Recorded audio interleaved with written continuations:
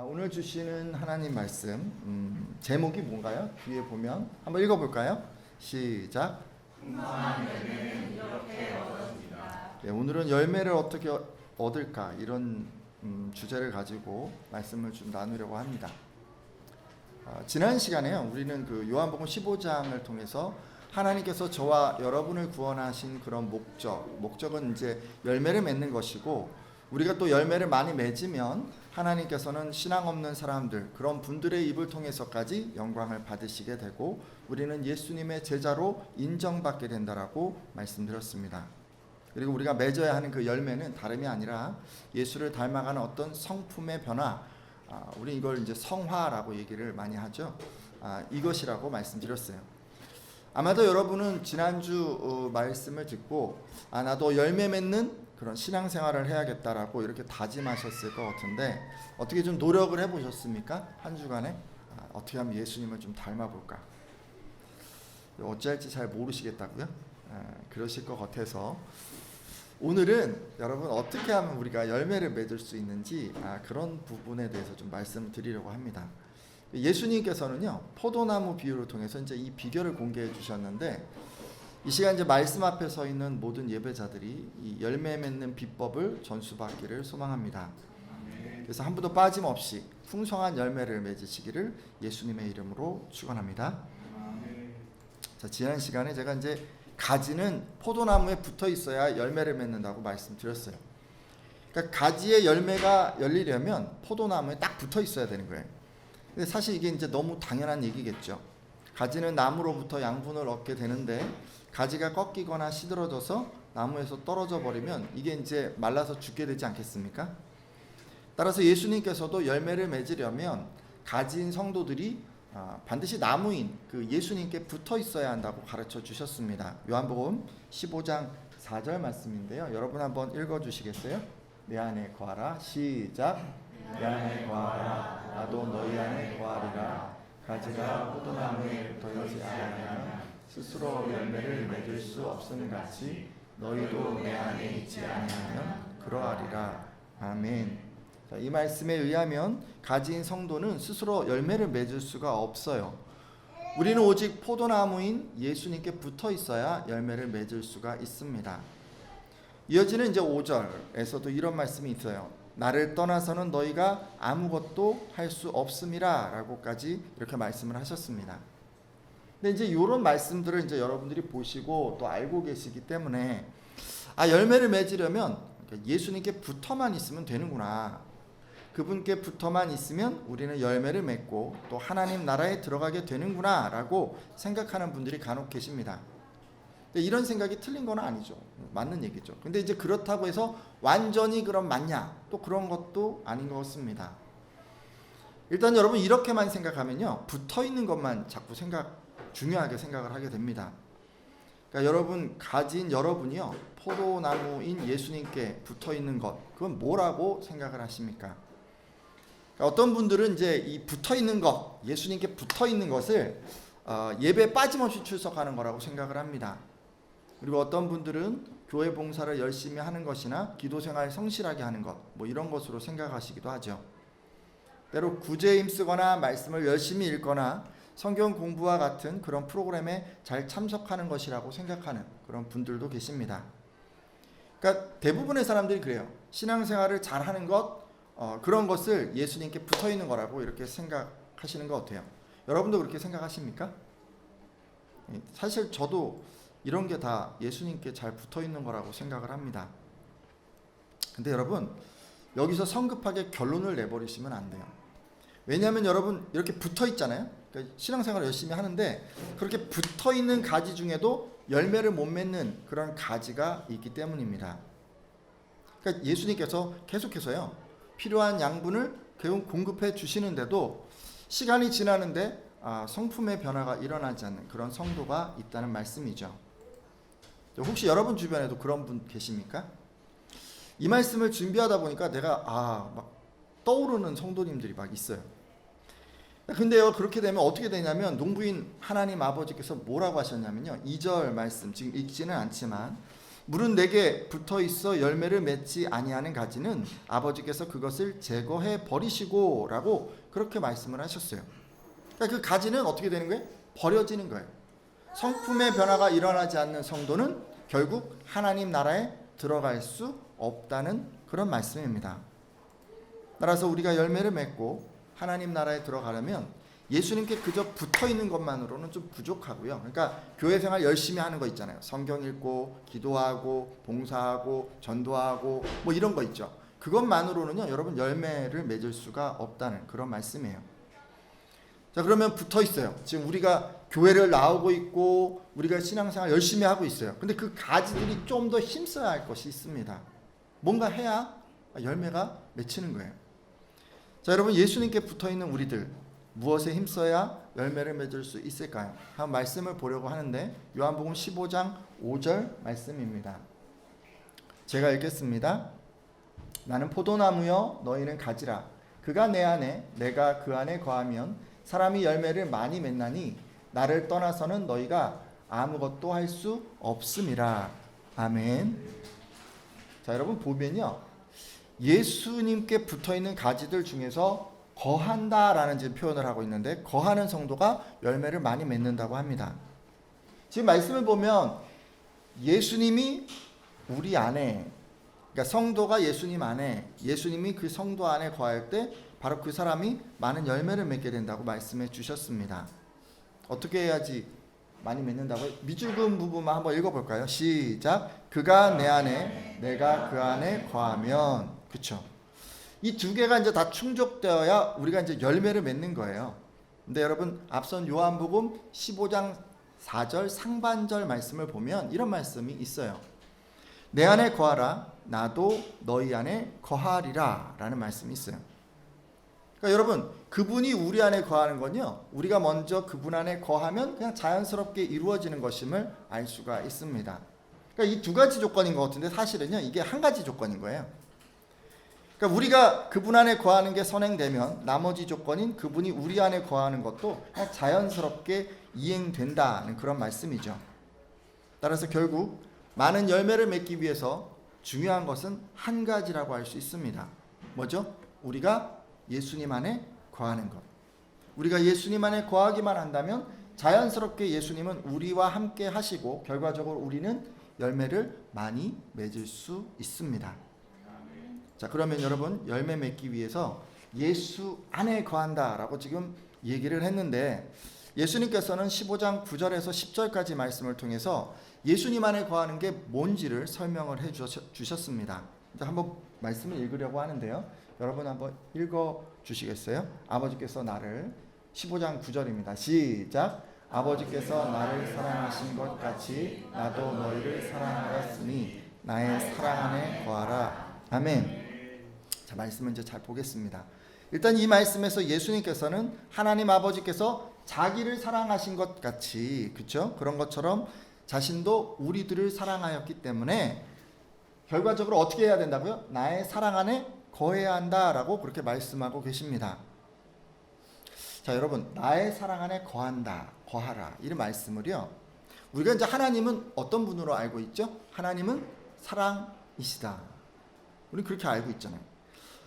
그러니까 예수님이 우리를 사랑하셨으니 나의 사랑 안에 거하라라고 하는 이 말씀을 예수님께서 우리를 계속 사랑해 주시겠다라는 그런 말씀이구나라고 그렇게 쉽게 생각하는 분들이 계십니다. 네, 여러분 그렇게 생각하시면 안 돼요. 이 말씀에서 보세요. 사랑하는 주체는 누구죠? 예수님이세요. 예수님이 사랑해 주시는 거예요. 근데 그렇게 만드는 게 누구냐면요, 우리예요. 왜냐하면 예수님께서 나의 사랑 안에 거하라라고 우리에게 명령을 하셨기 때문에 그렇습니다. 그러니까 이 말씀은 그러니까 이렇게 볼 수가 있어요. 하나님 아버지께서 예수님을 사랑하신 것처럼 예수께서도 우리를 사랑해 주셨기 때문에 우리가 예수님의 사랑을 계속 받을 수 있도록 뭔가 우리가 노력하거나 실천하거나 뭔가 해야 한다는 거예요. 그러니까 거한다라고 하는 그 거하라라고 하는 건 그냥 가만히 있는 게 아니에요. 우리가 뭔가를 해야 하는 거예요.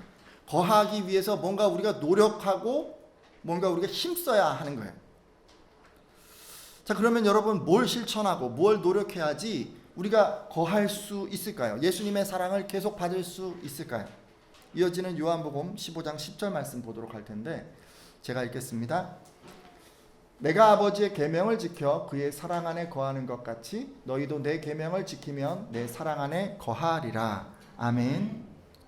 자, 예수님께서요, 자신이 하나님 아버지의 계명을 지켜서 그의 사랑 안에 거하는 것 같이, 즉 예수님께서 하나님 말씀에, 하나님 아버지의 말씀에 잘 순종을 해서 그분의 사랑을 지금 받는 것처럼 우리들도 예수님의 계명을 지키면 당신의 사랑 안에 거하게 된다라고 말씀하십니다.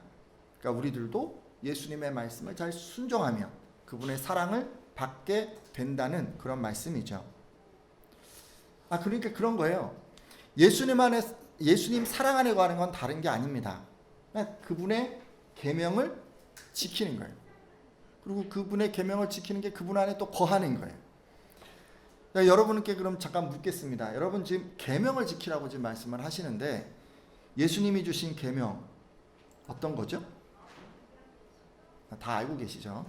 모르는 척 하고 계시지만 요한복음 15장 12절 말씀 다 알고 계신 예수님의 계명 한번 보도록 하겠습니다. 시작. 내 계명은 곧 너희가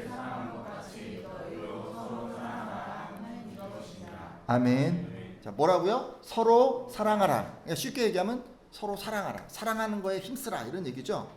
예수님이 우리에게 주신 계명은 서로 사랑하라입니다. 그냥 사랑하는 게 아니라 어떻게 해요? 내가 너희를 사랑한 것 같이. 그렇죠? 그분이 어떻게 하셨죠? 저와 여러분을 위해서 목숨을 버리시기까지 그렇게 사랑해 주셨잖아요. 근데 그렇게 우리들도 서로 사랑하라는 그런 말씀입니다. 자, 지금까지 이제 말씀 쭉 보면 이런 거예요. 서로 사랑하라라고 하는 그분의 이 계명을 우리가 열심히 지킬 때 우리는 어떻게 되는 거냐면 예수님 안에 거하는 것이 되고, 그리고 그 결과 많은 열매를 맺게 된다는 그런 말씀입니다. 이 말씀에 아멘이십니까? 아멘. 자, 그래서요 우리가 오늘 지금 예배드리는 예배자들이 꼭 기억해야 할 게 있어요. 서로 사랑해야 열매가 맺힙니다.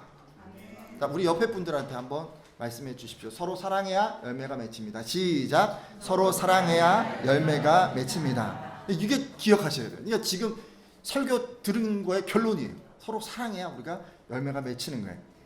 여러분 교회 생활 오래 해도요, 그래서 직분 받고 봉사도 열심히 하고 남들은 아무도 안 하는 그런 헌신 막 이런 거 하셔도요, 서로 사랑하지 않으면 절대로 열매가 열리지 않습니다. 여러분 예전에 어떤 모난 성품이 있을 수 있는데요, 그 성품 바뀌지가 않아요.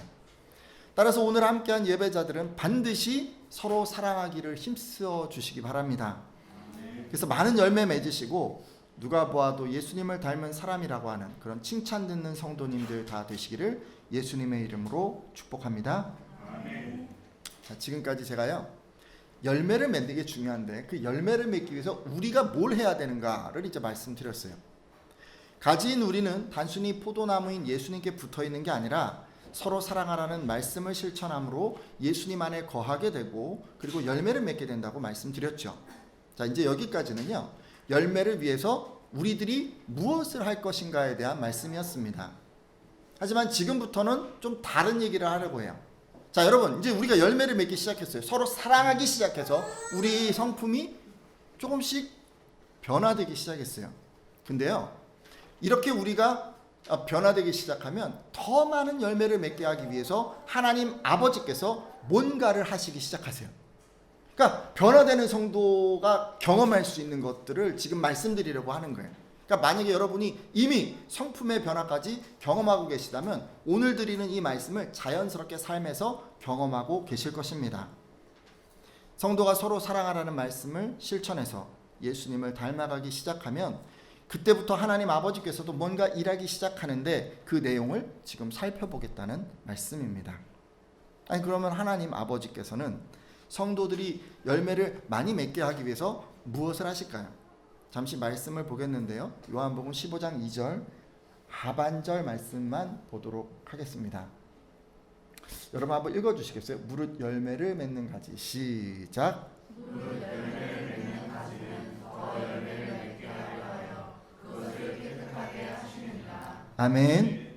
자, 열매를 맺는 가지 그러니까 포도나무인 예수님께 붙어 있을 뿐만 아니라 그리고 서로 사랑하라는 그 계명을 실천해서 이제 열매가 맺혀지는 그런 성도들에 대해서 하나님 아버지는 무엇을 한다고 하십니까?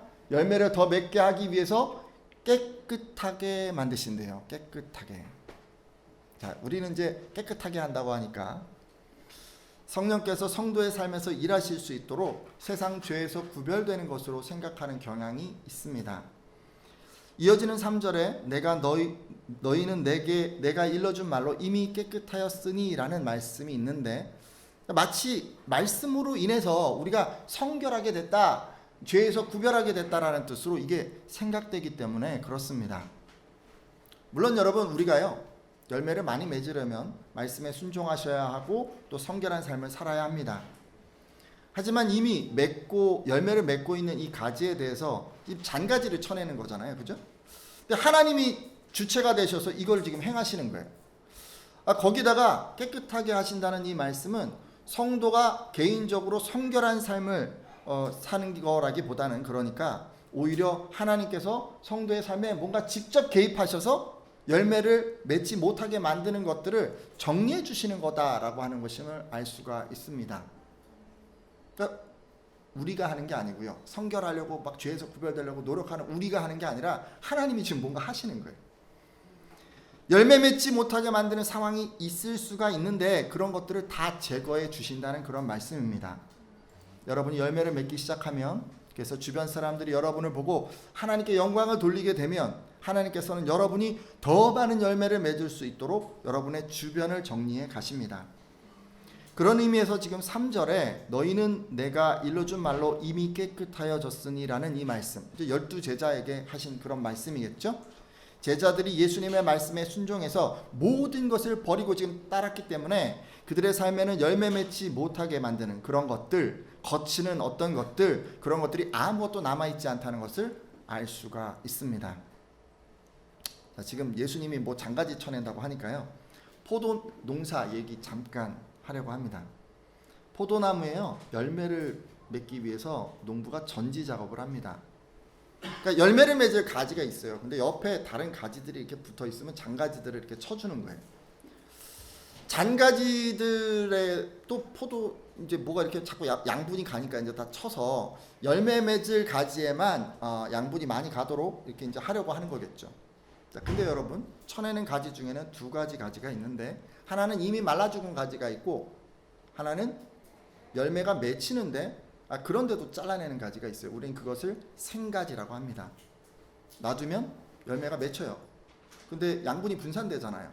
좋은 열매를 맺을 수가 없기 때문에 이 거둘 열매, 내가 지금 여기서 열매를 맺고자 하기 때문에 이 쓸데없이 맺혀지는 그 열매를 미리 쳐내는 것입니다. 그러기에 가지 입장에서 이런 생가지를 쳐내는 것은 고통스러울 수가 있어요. 하지만 여러분, 생가지를 쳐내지 않잖아요. 그러면 농부가 원하는 열매를 거둘 수 없기 때문에 이 생가지를 쳐내는 것입니다. 근데 여러분, 신앙 안에도 이런 일이 있습니다. 농부인 하나님 아버지께서 여러분의 삶에 들어와 있는 잔가지를 쳐내실 때 앞서 소개한 이 생가지를 쳐내는 것처럼 여러분 아플 때가 있어요. 여러분 입장에서 왜 그런 거냐면요, 그 생가지를 통해서 뭔가 열매를 맺고 싶은 거예요. 근데 농부인 하나님 아버지께서는 그 열매를 원하지 않는 것이죠. 그래서 강제로 잘라버리시는 거예요. 그래서 우리가요 너무 아파요. 성경 안에도 이렇게 생가지 쳐내는 이야기가 있습니다. 창세기의 야곱 이야기를 읽어가다 보면 하나님께서 야곱을 통해서 원하는 열매를 거두기 위해서 생가지를 쳐내는 장면이 있습니다. 잠시 야곱 얘기를 좀 할게요. 아시다시피 쌍둥이 형제인 중에서 이제 동생인 야곱, 이 야곱은 형 에서의 미움을 받아서 외삼촌 댁으로 도망을 합니다. 도망하는 길에 야곱은 하나님을 만나게 되죠. 야곱은 하나님께서 돌아오게 하시고 또 자기를 지켜주시면 하나님을 섬기겠다고 약속을 합니다. 그런 약속이 있었기 때문에 하나님은 야곱의 소원을 다 들어주시게 되죠. 하나님은 어떻게 하셨냐면 야곱을 집으로 돌아오게 하시고 또 형 에서와는 화해까지 하도록 그렇게 만들어 주셨습니다. 네, 여러분 여기까지 다 알고 계시잖아요. 근데 그리고 나서요, 야곱이 하나님의 말씀에 순종하지 않습니다. 부모님께 돌아가라고 했는데 고향으로 돌아가지 않아요. 중간에 세겜이라고 하는 도시가 있는데 그곳에 오랜 기간 머무르게 됩니다. 야곱이 왜 거기 머물렀습니까? 성경 공부 참여하신 분들은 다 아실 것 같은데 우상 숭배 때문에 그랬죠. 그가 사랑하는 부인 라헬이 있었는데 우상인 드라빔 갖고 나왔잖아요. 근데 이거 버리지를 못했어요. 근데 뭐 그 라헬만 그런 게 아니라 가지고 있는 우상들이 잔뜩 있었는데 그것들을 다 지고 온 거예요. 버리지 못했어요. 그래서 부모님이 계신 고향으로 돌아갈 수 없었습니다. 야곱에게 쳐내야 할 가지는 뭐였습니까? 인간관계였을 수도 있고 그로 인한 우상 숭배일 수도 있었습니다. 그러자 하나님께서 어떻게 하셨어요? 야곱의 이 세 가지를 쳐내시죠. 하나님께서는요, 야곱이 세겜을 떠날 수밖에 없는 한 사건을 만나게 하시는데, 세겜에서요, 야곱은 자기의 딸 그 강간당하는 사건을 만나게 되고, 그리고 자기 아들들이 거짓말로 토착민들을 살해하는 사건을 만나게 하셨습니다. 결국 이런 끔찍한 일을 당하고 나서야 야곱은 우상을 버리고 고향으로 향하게 되죠. 여러분, 바로 이 사건이요, 하나님께서 야곱의 세 가지를 쳐내는 사건이에요. 열매를 맺고 있는 사람이 끝까지 자기 욕심을 내려놓지 않으면 이런 고통스러운 일을 만나게 될 수도 있습니다. 그래서 아픔을 경험하고 어쩔 수 없이 포기하고 그렇게 순종하게 되는 것입니다. 저는요, 이런 분들은 안 나오셨으면 좋겠어요. 이미 열매를 맺고 계시다면 여러분 내려놓으세요. 욕심을 좀 하나님께 빨리 내려놓으세요. 이렇게 세 가지가 쳐지면은 너무 힘들어요. 죽을 병으로 돌아오게 되게 되고, 사업이 망해서 돌아오게 되고, 자녀 문제 때문에 돌아오게 되고, 막 이렇게 되는 거예요. 여러분 그렇게 안 되셨으면 좋겠어요. 근데 여러분, 우리가요, 장가지를 쳐내는 얘기를 지금 하고 있는데 이렇게 언제나 고통스러운 것만은 아니에요. 장가지가 쳐질 때 너무도 시원할 때도 있어요. 어떨 때 그럴까요? 지금 이 가지 중에서 생가지 말고 제가 말라버린 가지도 있다 그랬잖아요. 그런 장가지를 쳐낼 때는 너무도 시원한 거예요. 너무도 이게 뭐 어차피 놔둬도 열매 맺지 못하는 그런 장가지니까. 가지 입장에서 이미 말라버린 이 장가지를 쳐내는 것은요, 정말 시원하기 이를 데 없는 작업일 수 있습니다. 왜냐하면 삶의 무게를 가볍게 만들어주기 때문에 그래요. 여러분, 우리 신앙 안에도 이런 일이 있어요. 농부인 하나님 아버지께서 여러분 삶에 들어와 있는 장가지를 쳐내실 때 마른 가지를 쳐내는 것처럼 시원할 때가 있다는 그런 말씀입니다. 자, 언제 그럴까요? 중요한 거는 이제 욕심인데, 욕심을 내려놓았는데 농부인 하나님 아버지께서 남아있는 부분을 잘라주실 때 우리는 이제 시원함을 느끼죠. 여러분이 열매 맺는 것에 집중할 수 있도록, 여러분 다른 것에 신경 쓰지 않도록 그렇게 하나님이 만들어 주신다는 그런 말씀이에요. 제가 예를 좀 들어볼게요. 여러분이 열매 맺는 가운데 지금 이제 하나님 앞에 참 사랑하는 삶, 서로 사랑하는 삶을 힘쓰는 가운데 성품이 변화되기 시작하고, 그리고 여러분 우리 안에 있는 자녀에 대한 욕심을 이제 우리가 내려놓을 수가 있어요. 하나님께서는요, 여러분이 자녀들 교육 때문에 마음 쓰고 기도하지 않아도 잘 풀리도록 알아서 해결해 주십니다. 믿으십니까? 여기까지 여러분 좀 가셨으면 좋겠어요. 여기까지. 하나님께서요, 직접 나서서 여러분의 자녀들이 공부 잘하고 학교에서도 좋은 선생님, 좋은 친구 만나도록 그렇게 직접 인도해 주신다는 말씀입니다. 왜 이렇게 하시는 거예요? 여러분이 내려놓았기 때문에. 여러분의 삶에서 그 자녀 교육이라고 하는 부분이 말라버렸기 때문에 하나님께서 그걸 그냥 쳐주시고 그냥 그 부분을 대신 감당해 주시는 거예요. 하나님께서 자녀 교육이라고 하는 마른 가지를 지금 쳐주시는 것입니다. 근데 만약에요, 여러분 열매 맺는 가운데 여러분 재물에 대한 욕심을 내려놓으면 어떤 일이 일어날까요? 여러분이 재물에 마음 쓰고 아둥바둥하지 않아도 부족함 없게 채워주십니다. 재물 때문에 마음 쓰고 기도하지 않아도 알아서 여러분의 물질적 필요를 채워주시고 경제적 어려움을 해결해 주신다는 그런 말씀입니다. 자녀의 학비가 문제되지 않게 어떻게 하시겠어요, 하나님? 장학금을 받게라도 해서 그래서 문제를 해결해 주시겠죠. 병원비가 없어요. 사업자금이 부족해요. 그럼 하나님 어떻게 하실까요? 아는 지인들을 통해서 어떻게 해서든지 지원을 받을 수 있도록 그렇게 만들어 주시지 않겠습니까? 정 안 되면요, 사회 제도를 바꿔서라도 받도록 만들어 주실 거예요. 여러분이 내려놓았기 때문에 하나님께서 경제적 필요라고 하는 이 마른 가지를 쳐 주시는 것입니다. 이렇게 하시는 이유는 다른 게 아니에요. 이미 내려놓은 그 마른 가지에 더 이상 마음 뺏기지 않기를 바라시기 때문입니다. 뭐에 우리는 집중하기를 바라세요? 하나님이 열매, 그 열매에 집중할 수 있도록 이런 잔가지들을 계속 쳐주시는 것입니다. 우리는 때로 이런 하나님의 마른 가지치기를 형통이라고 하는 단어로 표현하기도 합니다. 저는 오늘 함께한 예배자들에게 이런 마른 가지치기가 이루어지기를 소망합니다. 형통의 축복이 가득하기를 예수님의 이름으로 축원합니다. 자, 이제 주신 말씀 붙들고 기도하려고 하는데요. 여러분, 열매가 없었던 분들 혹시 계시면 이후로는 서로 사랑하라는 이 하나님 말씀 실천하겠다고 결단해 주십시오.